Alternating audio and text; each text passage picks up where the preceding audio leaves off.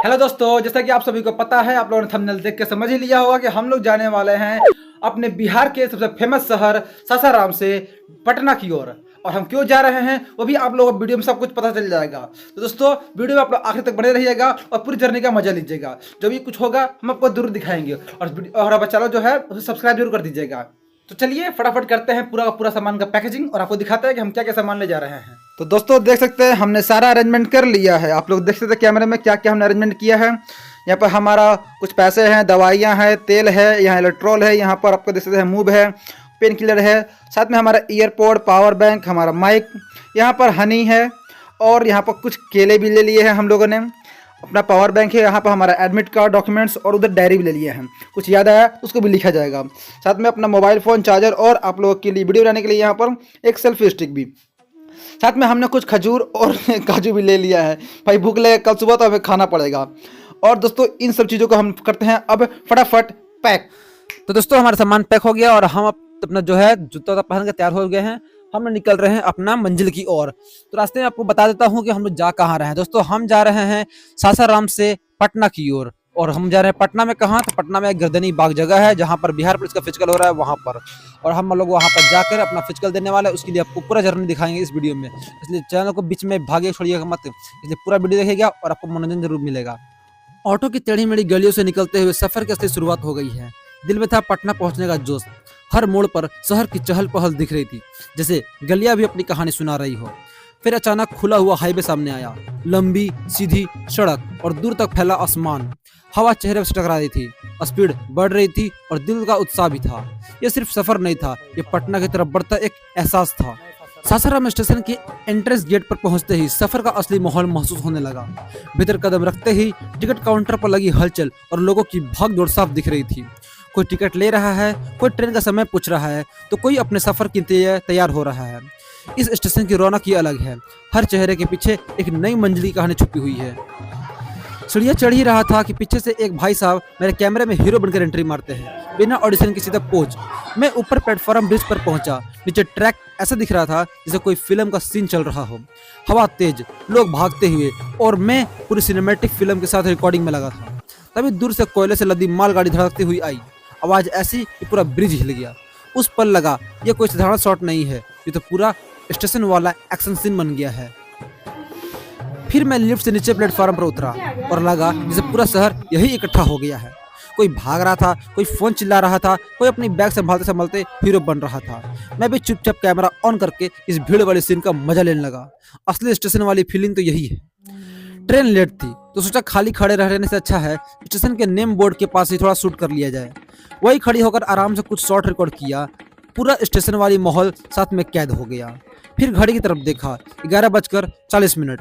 Train late सही पर video एकदम ऑन टाइम।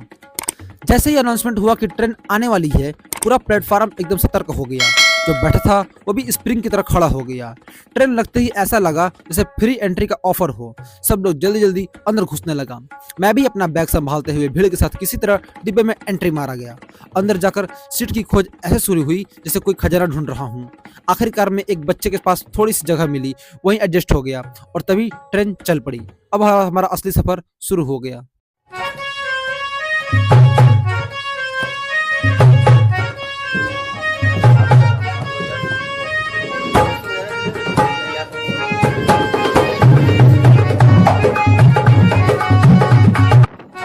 फिर मैंने खिड़की से बाहर कैमरा घुमाया। सामने दूर दूर तक फैले हरे भरे खेत, हवा के साथ भागते हुए नजारे। दिल एकदम फ्रेश हो गया। सोचा थोड़ा एडवेंचर भी हो जाए, तो गेट के पास जाकर खड़ा हो गया और बाहर का असली चलता फिरता सीन रिकॉर्ड करने लगा। लेकिन असली ट्विस्ट तब आया जब कैमरा अंदर घुमाया। पूरा डिब्बा शांत, हर कोई अपने मोबाइल में ऐसे डूबा हुआ है जैसे ट्रेन नहीं वाईफाई चल रहा हो। फिर मैंने घड़ी में देखा 2:34 और लगा अब सफर आराम से कटेगा। लेकिन अचानक एक जोरदार झटका लगा।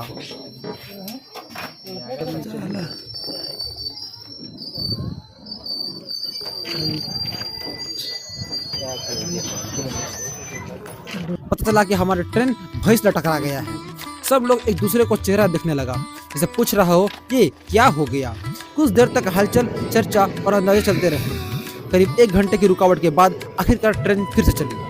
और हम आरा पहुंचे। सफर सीधा नहीं था, लेकिन कहानी जबरदस्त बन गई। दानापुर पटना जंक्शन जाना है, Bhabua Patna intercity 3 number platform पे आ रही है।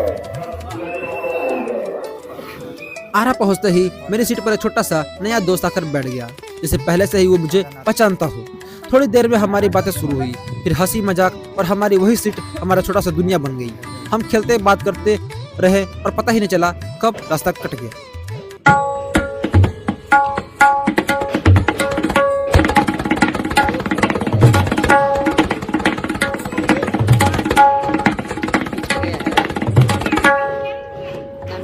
फिर हमारी ट्रेन गंगा रिवर के ऊपर से गुजरने लगी।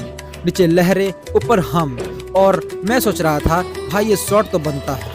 हवा अलग ही लेवल का लग रहा था और कैमरा पूरा ऑन एक्शन मोड में था। थोड़ी देर बाद ट्रेन पटना प्लेटफॉर्म पर आकर रुकी।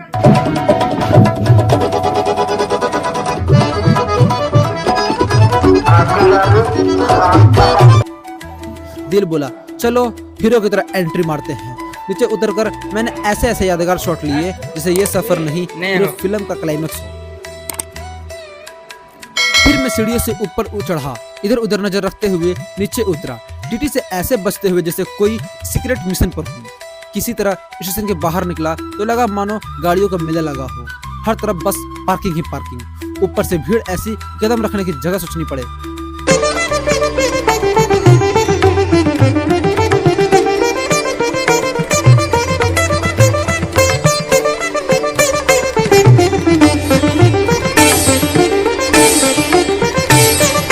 लेकिन साथियों फिर मैं कुछ आपको ऐसे शॉट्स रिकॉर्ड करता हूँ जिससे आपको साफ समझ में आ जाए। अगर आप कभी पटना आते हो तो पेट भर बढ़िया खाना किस तरफ मिलेगा, कौन सी गली में असली स्वाद छुपा हुआ है और कहाँ सिर्फ नाम बड़ा दर्शन छोटे हैं। मैंने पूरा रास्ता ऐसे दिखाया है कि आप सीधे पहुँच जाए, बिना भटके बिना पछताए। पटना आएंगे तो भूखे नहीं लौटेंगे, ये मेरी गारंटी वाली एंट्री है। फिर मैं उस खाने वाली गली में पहुंचा जहाँ लाइन से दुकान ही दुकान लगी थी। कोई छोटी सी ठेला, कोई फैंसी सी दुकान, तो कोई बड़ी सी चमचमाती रेस्टोरेंट टाइप। हर तरफ से खुशबू ऐसे आ रही थी कि डाइट भी 2 मिनट के लिए बोल दे भाई छुट्टी मांग ले। सच कहूँ तो वह गली नहीं पूरा फूड फेस्टिवल लग रहा था। फिर उन सब दुकानों में से मैंने एक होटल चुन लिया। दिखने में सिंपल लेकिन खुशबू से ही लगा कि यहाँ कुछ खास मिलने वाला है। गर्मा गर्म मस्त टेस्टी खाने का पूरा शॉट रिकॉर्ड किया ताकि दिखने वाले का भी पेट गड़गड़ा जाए। और हाँ, खाते खाते भी कैमरा ऑन रखा। असली रिव्यू तो पहला कवर ही देता है। पहले पेट पूजा का आखिरी शॉट लिया, प्लेट साफ, चेहरा खुश और रिव्यू दिल से। फिर ऑटो पकड़ा और रात की सिटी का वाइब रिकॉर्ड किया। लाइटें, ट्रैफिक और हल्की ठंडी हवा।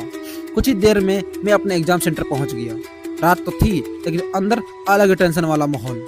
और आखिर में मैं अपने फिजिकल टेस्ट के ग्राउंड का एंट्री गेट दिखाया। असली कहानी तो अब यही शुरू होने वाला है। तो दोस्तों आइए मैं अब आप लोगों को दिखाता हूँ अपना जहाँ मैं ठहरने वाला हूँ। यह है वह कमरा जो मुझे सिर्फ 200 रुपये में पूरी रात का सेट कर दिया गया है। सिंपल सा कमरा है, गद्दा बिछा हुआ है, ऊपर मच्छरदानी टंगी हुई है और एक अकेला तकिया। लेकिन उस वक्त वही मेरा 5 स्टार था। यही रोटी, भुंजिया, तड़का और सलाद मिला। सादा खाना और उस भूख से मैं बिल्कुल रॉयल लगा। मैंने कमरे से लेकर बाथरूम तक सब कुछ सच दिखाया हूँ ताकि आपको सिर्फ चमक नहीं असली रियलिटी दिखे। कमरा छोटा था, इंतजाम साधारण था, पर उस रात की कहानी बड़ी बन गई है। तो दोस्तों सुबह हो चुका है और मैं अब सुबह सुबह ही निकल पड़ा हूँ। यही वो रास्ता है जहाँ से मैं आपको अपने फिजिकल देने जा रहा हूँ। दिल थोड़ा तेज धड़क रहा है लेकिन जोश पूरा ऑन है। देखिए ग्राउंड के बाहर कितनी भीड़ है। हर कोई अपने अपने सपनों के साथ खड़ा हुआ है। कोई स्ट्रेचिंग कर रहा है, कोई चुपचाप खड़ा सोच रहा है। माहौल पूरा टेंशन प्लस मोटिवेशन वाला है। मैं भी अपना बैग जमा कर रहा हूँ। बस अब कुछ ही देर में अंदर एंट्री लेने वाला हूँ। चलिए अब मैं जा रहा हूँ बिहार पुलिस का फिजिकल देने। दुआ कीजिए। फिजिकल खत्म हो गया और मैं जल्दी से टेम्पो पकड़ा और स्टेशन की तरफ निकल पड़ा। थकान तो था लेकिन चेहरे पर जीत वाली मुस्कान भी थी। फिर भीड़ से भरी ट्रेन पकड़ी। अंदर पैर रखने की भी गया कोई जगह नहीं है, लेकिन सफर मजेदार बन गया। रास्ता में एक एक करके स्टेशन आते गया। पहला स्टेशन दिखा तो लगा चलो एक पड़ाव और पार। दूसरा आया तो दिल बोला अब घर करीब है। तीसरा स्टेशन पार करते ही एहसास हुआ कि मंजिल अब बस आने वाली है। आखिरकार देर रात को मैं अपने घर पहुंच गया। थका जरूर था लेकिन इस पूरे सफर की कहानी यादगार बना दिया।